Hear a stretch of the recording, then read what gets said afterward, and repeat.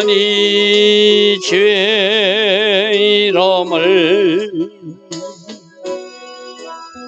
송축하리이다. 왕이신 나의 예수님, 왕이신 나의 예수님,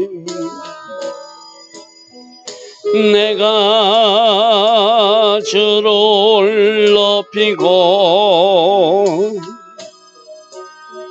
영원히 주의 이름을 송축하리이다. 왕이신 나의 예수님, 왕이신 나의 예수님, 내가 주를 높이고 영원히 주의 이름을 송축하리이다. 왕이신 나의 성령님, 왕이신 나의 성령님, 내가 주를 높이고 영원히 주의 이름을 송축하리이다.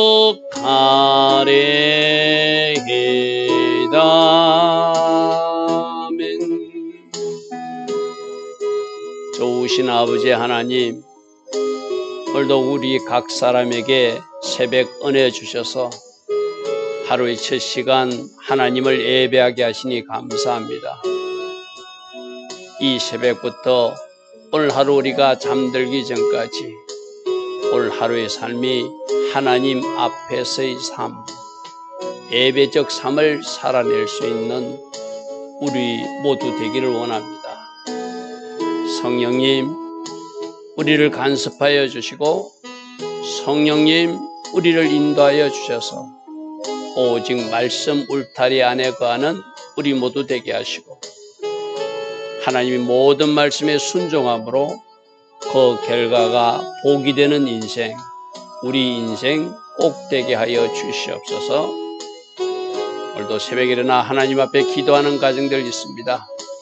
주님, 이들의 기도도 주의 은혜 가운데 아름답게 응답되어지는 그런 복된 한 사람 한 사람, 복된 가정들 다 되게 하옵소서. 예수와 하마시아 이름으로 감사하며 기도드리옵나이다. 아멘. 오늘도 새벽에 일어나 하나님을 예배하는 여러분들 축복합니다. 자, 오늘은 에레미야서 13장 말씀 보겠습니다. 두 가지 비유로 이스라엘 백성들의 모습을 지금 보여주고 있는데, 하나는 썩은 허리띠 비유고 하나는 하나님의 진노가 가득 찬 포도주 가죽 부대 비유입니다. 이스라엘 백성들의 그 상태가 다시는 사용할 수 없는 썩은 허리띠와 같은 존재가 되었다. 그래서 하나님은 그 포도주 가죽 부대에 진노의 포도주를 부을 수밖에 없다. 이제 그런 이야기가 오늘 14절까지 이어지겠습니다. 늘 말씀의 거울에 내 상태를 점검해보고 혹시 내 영역 중에서 하나님이 원하시는 그 영역에 쓰임받지 못하고 마치 썩은 허리띠처럼 그렇게 돼 있는 것은 없는가? 우리는 날마다 살펴야 되겠죠, 그죠? 살펴서 우리가 그것을 하나님 원하시는 방향으로 돌려놓으면 우리에게는 축복의 포도주가 부어지지 진노의 포도주가 부어지지는 않겠죠. 자, 1절입니다. 여호와께서 이와 같이 내게 이르시되 너는 가서 배띠를 하나 사와라. 허리띠를 하나 사와라. 배로 된 허리띠, 보통 제사장들이 허리에 띠는 띠거든요. 제사장이 허리를 띈다는 것은 일할 자세가 준비되었다는 거죠. 그죠? 하나님 앞에 쓰임받는 모습. 그러니까 이스라엘 백성들은 국가 전체가 제사장 나라라고 그러잖아요. 그죠? 하나님이 특별히 그들을 제사장 나라로 부르시고 그들을 하나님 앞에 사용하고자 허리띠 역할을 하게끔 사용했는데 그 허리띠가 썩어서 사용할 수 없다는 것은 더 이상 너를 온 세상의 제사장 나라로 사용할 수 없다. 이런 경고이겠죠. 그죠? 자, 우리들도 왕 같은 제사장이라고 신약 성경 말하고 있잖아요. 그럼 우리들에게도 하나님이 사용하시고자 영적 허리띠들을 다 주셨거든요. 우리가 그렇게 왕 같은 존재로 제사장 같은 존재로 이 땅에서 뭔가 역할을 하기를 원하는데 그 역할을 할 수 없는 사람들, 뭔가 제약 중에 있거나 불순종에 있거나 하나님이 도저히 쓸 수 없는, 여러분 썩은 허리띠를 어떻게 메고 다니겠어요, 그죠? 마찬가지로 하나님이 쓰고 싶은데 보니까 다 썩어진 상태, 사용할 수 없는 상태, 그건 심각한 상태죠, 그죠? 바로 그런 이야기입니다. 너는 배띠를 사서 내 허리에 띠고 물에 적시지 말고, 이 물에 적시지 말라는 것은 허리띠가, 여기서 물은 세상을 상징하고 죄를 상징하게 돼요. 나쁜 의미의 물입니다. 물이 적셔지면 그 허리띠를 물이 적셔진 채로 놔두면 언제가 썩고 만다. 그렇게 잘 보관해서 물이 닿지 않는 곳에 둬야 되고, 조금이라도 물이 묻었다면 즉시 말려서 다시 재사용하게 하지, 계속 눅눅한 채로 그렇게 물이 젖은 채로 놔두면 그것은 썩어서 사용할 수 없다. 이제 우리로 말하면 허리띠 역할을 해야 할 우리가 죄에 노출되어 있거나 세상에 노출되어 있거나 하나님 기뻐하시는 것에 노출되면 점점 썩어가겠죠. 여러분 사과 같은 것도 작은 하나의 썩어진 어떤 반점 같은 것이 그걸 탁 오려내버리면 나머지 사과라도 먹을 수 있지만 그것을 오려내지 않고 내버려 둬버리면 그 전체가 다 썩어버리고 그 사과 한 개만 썩는 것이 아니라 그 옆에 사과도 썩게 만들죠. 그죠? 오늘 썩는 것, 사용할 수 없는 것. 그럼 썩기 전에 어떻게 해야 되는가? 사과 썩은 부분을 도려내서 나머지 부분을 먹을 수 있게 만들듯이 우리가 썩었다고 생각하는 잘못된 그 영역을 도려내는 것. 그게 바로 회개죠. 그죠? 왜 썩는가? 물에 적시니까 썩더라, 띠는. 그죠? 사과도 왜 썩는가? 어떤 흠집이 나니까 썩더라. 어디 부딪혔거나 벌레가 먹었거나 그러면 하나 작게 썩기 시작하는 게 점점 퍼져서 전체를 망치게 되고 그 전체는 또 다른 사과에 영향을 주게 되고 그래서 박스 전체를 어느 날 열어보니까 반은 못 먹게 생겼더라. 바로 그런 이야기입니다. 그죠? 바로 그런 이야기예요. 자, 2절. 네가 여호와의 말씀대로 띠를 사서 네 허리띠 띠라. 띠를 띄었다는 것은 하나님 앞에 쓰임받는 모습이거든요. 국가적으로 제사장 나라가 되고 개인적으로서 제사장으로서 왕으로서 왕 같은 제사장으로 한 사람 한 사람 쓰임받게 해서 각자 허리띠를 띠라. 그럼 오늘 아침에 새벽에 일어난 여러분들도 영적 허리띠가 있는 거예요. 그럼 이 영적 허리띠가 지금 내가 어떻게 돼 있는가? 혹이라도 고장나지는 않았는가? 물기가 젖은 것은 아닌가? 그럼 빨리 햇볕 있는 곳에 나가서 말리고 그저 다림질을 하든지 해가지고 건조한 상태로 해가지고 썩지 않게 해야 될 의무가 우리들에게 있죠. 여호와의 말씀이 다시 내게 임하여 이르시되 너는 사서 내 허리띠를 띤 띠를 가지고 일어나 저 유베라다 강가, 이 유베라는 저 바벨론 지역이거든요. 먼 길까지 가서 거기서 그것을 파이텀에 감추고 오라. 이거는 장차 이스라엘 백성들이 쓸모없는 띠가 되어서 저 바벨론의 포로로 잡혀가는 것을 상징하게 돼요. 그죠? 하나님이 쓸만한 띠 같으면 저 바벨론으로 잡혀가지 않게 하죠. 그들이 불순종하고 우상 숭배하니까 쓸모없는 띠가 됐으니까 저 유브라다, 저 바벨론 그 파이텀에 숨겨놔라. 그럼 거기서라도 그들이 회개하고 제대로 하나님 원하시는 방향으로 돌이키면 깨달으면 빨리 그 띠를 끄집어내가지고 원래 있던 장소로 갖다 놓겠죠. 그죠? 내가 여호와께서 내게 명령하신 대로 가서 그것을 유브라다 강가에 갇혔대. 그런데 물가에 감췄대. 썩을 수 있는 장소. 물가에 감춰졌대. 물 옆에 가면 썩잖아요. 그죠? 건조한 곳에는 둬야 되잖아요. 썩지 않을 장소에 둬야 되잖아요. 그것이 물가에 잠시 적신 것은 빨리 뽑아서 여러분은 말리면 되지만 계속 물가에 놔두면 썩겠죠. 그죠? 그걸 지금 이야기하는 겁니다. 6절 보십시오. 여러 날 후에, 물가에 여러 날 후에가 여러 날이 있었으니까 우리가 죄에 여러 날 노출되니까 불순종이 여러 해 계속되니까 결국 그 사람은 제사장으로 왕으로서 왕 같은 제사장으로서 나라도 민족도 제사장 나라로서 쓸모없게 되겠죠. 물가에 계속 여러 날 있었대. 이게 문제죠. 그죠? 여기서 물은 나쁜 의미라고 그래서 그죠? 비진리의 물일 수도 있고 제약의 물일 수도 있고 세상 쾌락의 물일 수도 있고 세상에서 좋아하는 번영신학, 만몬주의 이런 것들이 다 이 물일 수 있겠죠. 잘못된 물에 젖어가지고 지금 썩어가서 여러 날 후에 여호와께서 내게 이르시되 너 일어나서 유브라데에 가서 네가 내게 명령 그게 감추게 한 물가에 감춰도 띠 한 가져와 봐라. 어떻게 됐는지 가봐라 이 말이죠. 당연히 물가에 있었으니까 썩었겠죠. 여러 날이 지났으니까 썩었겠죠. 그죠? 자, 7절 보십시오. 내가 유브라데에 가서 그 감췄던 것을 파고 띠를 가져오니 띠가 썩어서 쓸 수 없게 되었더라. 띠가 썩어서 쓸 수 없게. 제가 가로로 표시했어요. 제가 좀 중요한 것은 여러분 화면에 그 말씀에다가 어떤 표시를 하자. 가로를 표시. 띠가 썩어서 쓸 수. 왜 썩었죠? 물가에 오래 두었으니까. 잠시 물에 더러운 물에 노출된 것이 아니라 오랫동안 그 물에 노출되니까 띠는 썩을 수밖에 없고 쓸모없는 띠가 되었다는 것은 이스라엘 백성들도 잠시 잘못한 것이 아니라 여러 날 동안 불순종하고 제가 여러 번 이야기했잖아요. 아수르에 의해서 북이스라엘이 BC 722년에 멸망하고 나서 100여 년 이상 136년 동안 하나님은 참아주셨어. 그죠? 그럼 그들이 돌이켰으면 남유다는 썩은 사과가 되는 거 아니잖아. 북이스라엘은 썩은 사과가 돼가지고 썩었다 칩시다. 그죠? 이제 멸망하는 모습을 봤잖아. 그리고도 130년의 시간을 하나님이 주셔서 너희들 사과가 썩지 않게 하라. 너희들 허리띠가 썩지 않게 하라. 하나님이 계속 선지자를 보내주시고 말씀하셨는데도 그 썩어가는 사과에 대한 어느 누구도 마음을 두지 않는 거예요. 여러분 가정에서도 사과가 한 박스 있는데 그 썩은 사과가 하나 있으면 빨리 덜어내버리면 나머지 사과는 보호되잖아요. 그죠? 여러분 양파 같은 것도 양파절에 넣어놨는데 뭔가 썩은 것이 발견됐어요. 그럼 빨리 분리해가지고 그것만 덜어내면 나머지 양파는 보호할 수 있잖아요.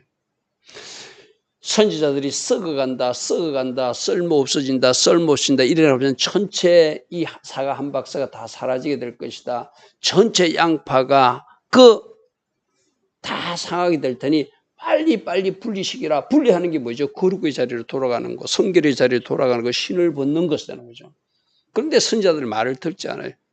거기에 닿으면 썩으니까 빨리 분리시켜라, 빨리 나와라, 그거와 끊어라 이래도 계속 하니까 같이 썩어서 사과 한 박스가 전체 썩듯이 양파 그 한 덩어리가 그 한 자루가 다 썩어 나가듯이 다 썩을 때까지 모르고 내버려 둔다는 것은 원래 이스라엘 백성들처럼 어리석은 백성들이죠. 그죠?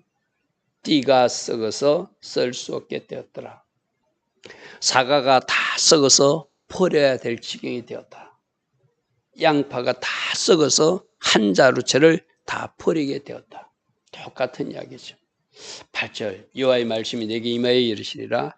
여호와께서 이와 같이 말씀하시나 내가 유다의 교만. 자, 여기서 제가 교만에 여러분 가온이라고는 히브리 단어는 어떤 한 단어가 A라는 의미도 있고 B라는 의미도 있거든요. 그래서 우리 한글 성경에는 그냥 교만으로 번역해서 뭐 교만해도 돼요. 교만하니까 그들이 썩었죠. 그죠? 교만하니까 썩었어.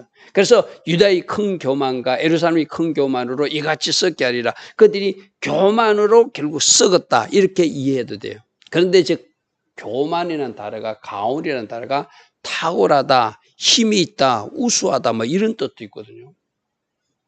그러니까 그들이 불순종하고 그들이 교만하고 그들이 제약 가운데 물가에서 노니까 그 탁월함이, 그 우수함이, 그 능력이, 그 힘이 썩어서 완전히 그 능력과 탁월함이 사라진 상태가 되었다는 것.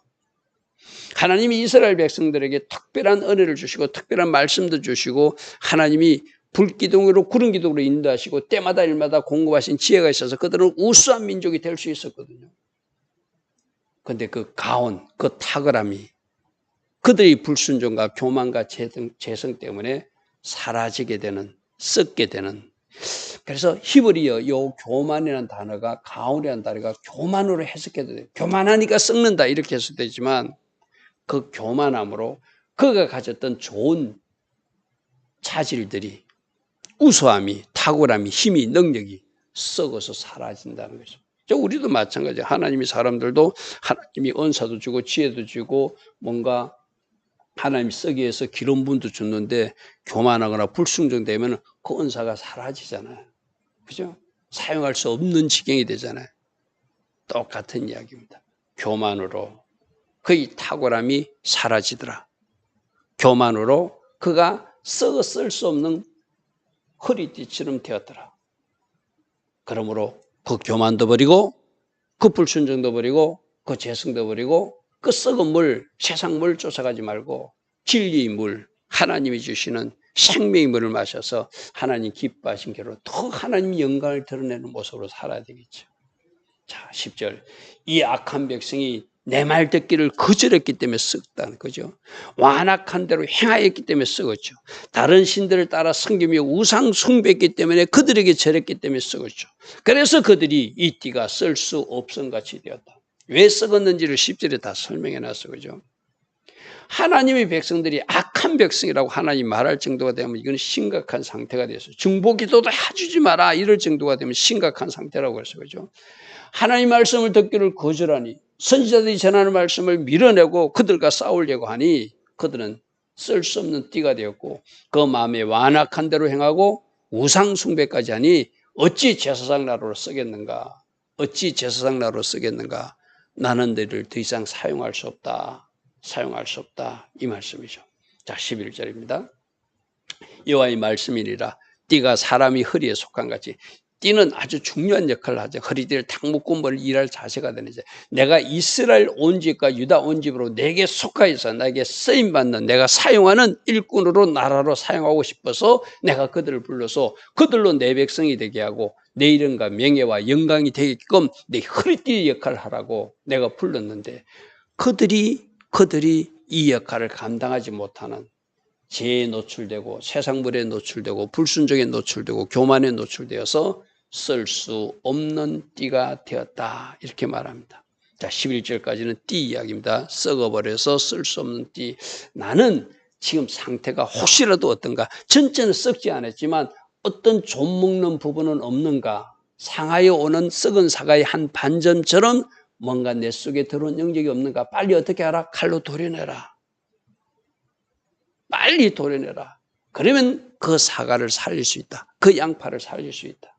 그죠? 자, 그 다음에 이렇게 썩은 상태니까 하나님이 진노의 포도주를 가죽부대에 채우는 이야기입니다. 12절. 그러므로 너는 이 말로 그들에게 이르기를 그러므로 이렇게 썩어서 쓸모없는 허리띠가 되었으니 그들에게 이르기를 이스라엘 하나님 여호와의 말씀에 모든 가죽부대가 포도주로 차려돼. 이 좋은 포도주가 아니라 원래 포도주에는 포도 부대에는 포도주 가죽 부대에는 포도주가 채워지는 게 축복이잖아요. 그죠? 그래서 모든 가죽 부대에 모든 포도주로 채워지는 것은 정상적으로 하면은 그건 축복이에요. 근데 이게는 이 포도주는 하나님이 심판의 포도주, 진노의 포도주. 포도주가 무슨 색이 붉은색이잖아요. 그죠? 하나님 심판한다는 의미예요. 포도주 첩틀을 밟는 것처럼 밟는다고 그랬잖아요. 그게 진노하시는 하나님의 심판의 모습이잖아요. 그러니까 이 사람들은 또 가죽부대에 포도주가 채워진다니까 맞아. 그 당연히 가죽부대에 포도주 채워지지 하고 이 말의 의미도 잘못 받아들인다는 거예요. 그리하면 그들이 내게 이르기를 모든 가죽부대가 포도주로 찰 줄을 우리가 어찌 알지 못하고 그거 당연한 거 아니야? 우리가 농사지어서 그 가죽부대에 포도주 채워놓고 또 먹고 마시자 하도록 하나님은 우리를 축복해 주실 거야. 우리 하나님이 그래서 우리 여태까지 살았어 하고 이 말의 의미를 전혀 그 포도주가 무슨 포도주인지 모르고 무슨 포도주요? 진노의 포도주, 심판의 포도주. 하나님은 심판하시겠다는데 이 사람들은 자기들이 마시는, 즐기는 축복의 포도주로 착각하더라는 거예요. 13절 너는 다시 그들에게 이르기를 여호와의 말씀에 보라 내가 이 땅의 모든 주민과 다윗의 왕이 앉은 모든 왕들과 제사장들과 선지자들과 예루살렘 모든 주민으로 잔뜩 이 진노의 포도주로 취하게 만들겠다. 하나님 주신 축복으로 혼인식 잔치에서 먹는 그 맛깔나는 포도주가 아니라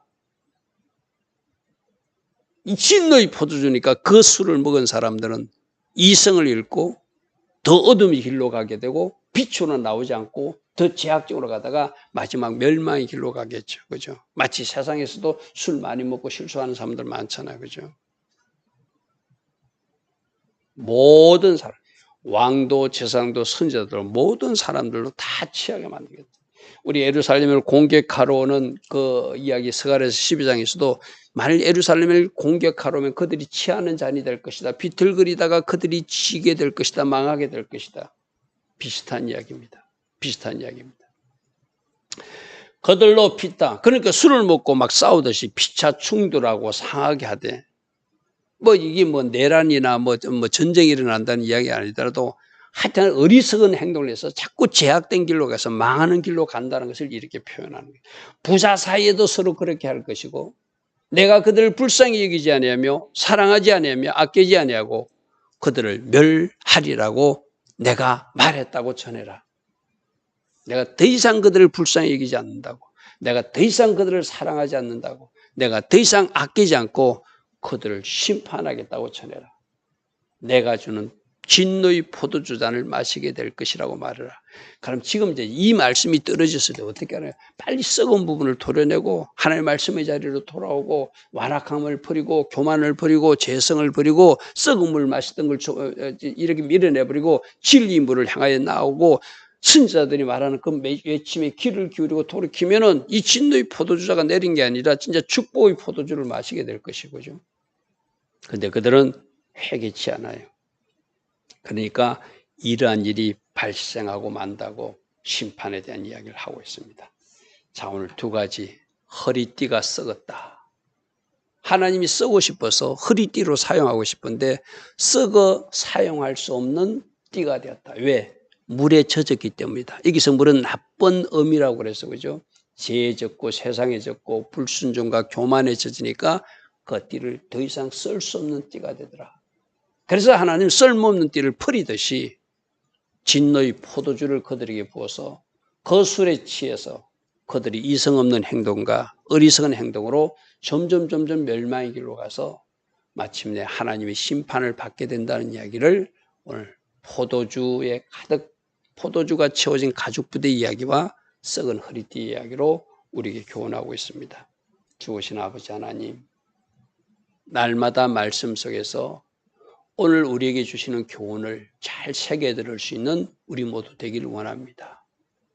혹이라도 우리 삶의 영역에서 작은 반점처럼 썩어가는 영역이 있다면 즉시 말씀의 칼로 도려내게 하시고 성령의 불로 태워버려서 그 썩어감이 번지지 않을 수 있도록 오직 하나님의 말씀의 자리로 돌아가고 회개의 자리로 돌아가서 그것을 막을 수 있는 지혜자들이 다 되게 하옵소서. 그래서 진노의 포도주잔이 아니라 하나님 주신 축복의 포도주가 날마다 삶에 이어지는 복된 인생들 되게 하옵소서. 예수와 하마시아 이름으로 감사하며 기도드리옵나이다. 아멘. 지금은 우리 주 예수 그리스도의 크신 은혜와 하나님 아버지의 영원하시며 그 극진하신 큰 사랑과 성령 하나님 날마다 우리 안에서 역사하시고 성령으로 조명하여 주시며 우리 삶을 간섭하시고 지도하여 주시는 그 은혜가 오늘도 새벽에 일어나 하나님을 예배하며 또다시 새롭게 결단하는 주의 자녀들 머리머리 위에 이 땅에 깨어있는 모든 성도님들 위에 지금부터 영원토록 영원히 함께하여 주시기를 간절히 축원하옵나이다. 아멘. 주님 감사합니다. 주님 감사합니다. 날마다 주신 말씀으로 우리를 살피는 은혜가 있기를 원합니다. 말씀의 거울에 우리들 자신을 정직하게 비추어 볼 수 있도록 성령님 소명하여 주시고 성령님 보여주시고 성령님 깨닫는 은혜를 허락하여 주시옵소서. 오 주님, 주님 아버지 주님